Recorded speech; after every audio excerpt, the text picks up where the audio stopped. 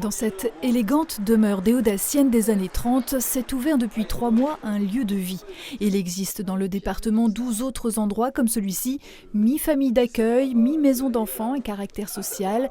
Ici, ce sont de jeunes garçons de 16 à 18 ans, voire jusqu'à 21 sur dérogation, qui vivent dans ce qu'on pourrait décrire comme une coloc conçue pour remettre sur le droit chemin des jeunes issus de familles qualifiées par la justice comme dysfonctionnantes. À l'initiative, le directeur de la mission locale, persuadé de l'intérêt du travail pédagogique et éducatif pour les aider à s'en sortir. Travailler aussi en parallèle le projet professionnel. Donc là, ils ne peuvent pas être mieux que là, puisque j'ai toutes mes équipes derrière et tout le réseau et des chefs d'entreprise, tout le maillage sportif et ainsi de suite. Donc ils peuvent bénéficier de tout ça pour construire justement leur avenir et une sortie avec des solutions, une autonomie complète. À 17 ans, difficile de trouver clairement sa voie. Démotivé, dévalorisé, Corentin est arrivé au début de l'été. Il retrouve un sens à la vie et commence à construire des projets. Tu as juste à mettre un petit coup d'égrainage, parce que si tu as des poils qui dépassent, ta peinture, ça va être dégueulasse. Donc. Ça fait 3 mois que je suis là et ça a fait travailler mon mental. Avant, j'abandonnais tout le temps, je pétais les plombs et tout, puis là, ça va mieux. C'est grâce à quoi? Le sport,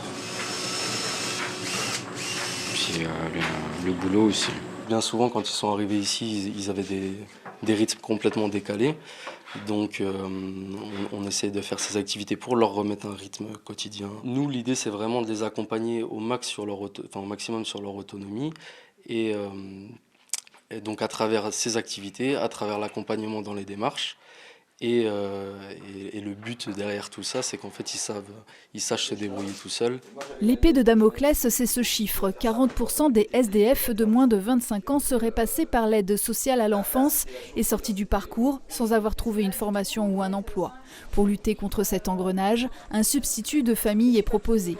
Le directeur et le président du 2310, c'est le nom de cette structure, vivent sur place. Ça, c'était monté vite en urgence, parce que quand il faut défouler, c'est pas mal d'avoir quelque chose pour se défouler, mais ça sera une salle de forme. Je vis vraiment avec eux, et puis on a un peu cette grande famille, on prend nos repas ensemble, et on interagit les uns avec les autres, et c'est une ambiance assez conviviale, et on est là aussi pour leur redonner un petit cocon qu'ils ont peut-être pas connu ou perdu. Personnellement, j'ai 51 ans, je n'ai pas eu d'enfants, j'ai pas eu la chance d'avoir des enfants.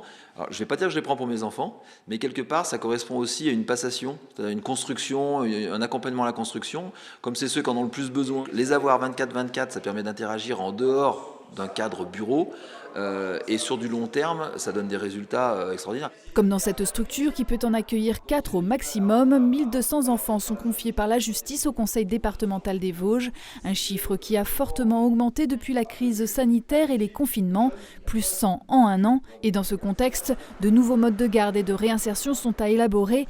30 assistants familiaux seraient en cours de recrutement.